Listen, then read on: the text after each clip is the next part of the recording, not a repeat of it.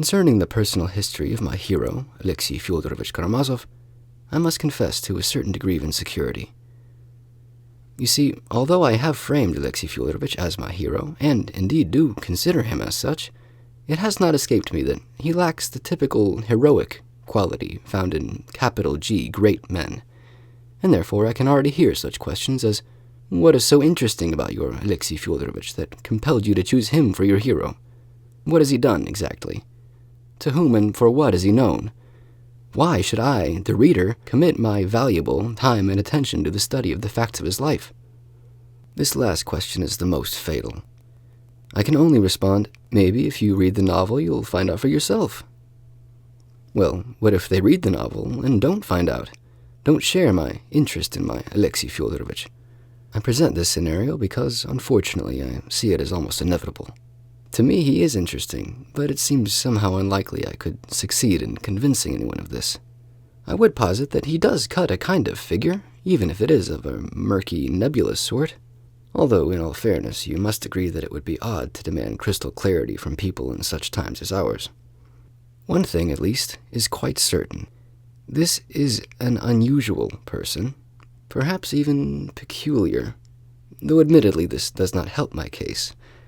Not these days, when everyone is scrambling after superstructures and unified theories and trying to cram the swirling chaos of being into a more or less orderly algorithm.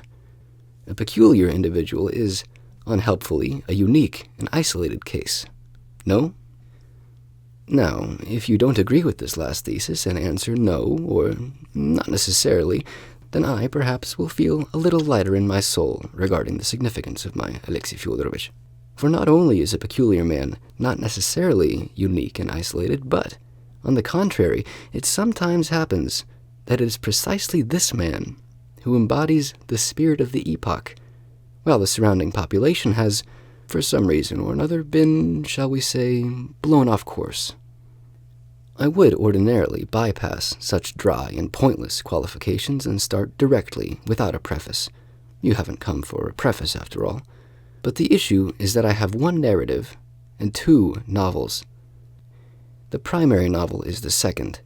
It concerns the activities of my hero in our time, in our immediate present moment. The first novel, whose events took place 13 years ago, is almost not even a novel, really, but just one moment from my hero's early youth. To go without this first novel would be impossible, or else readers of the second novel would, I fear, be hopelessly lost. But here my initial worries are further compounded. If even I, the biographer, find that even one novel might be, for such a humble and amorphous hero, unjustifiable, what then if I appear with two? Well, how can I excuse such presumptuousness on my part? Faced with these questions, and being unable to answer them, I have decided not to. Naturally, the astute reader will have been onto me from the very beginning, and will only be peeved at my deliberate wasting of empty words and precious time. To this I can respond quite precisely. I have been wasting my words and your time, firstly, out of professional courtesy, and secondly, for my own pleasure.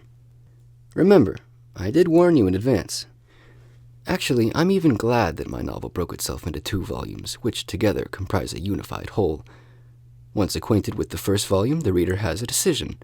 Should she involve herself with the second? Of course, no one is bound by anything. One can drop the book after the second page of the first volume, avoiding further exposure to its material. But at the same time, there do exist those readers of such exquisite taste and sophistication that will most certainly read through to the very end so as not to commit that mortal sin of the uninformed opinion. Take, for instance, all Russian critics. In the presence of such people, my heart is lighter.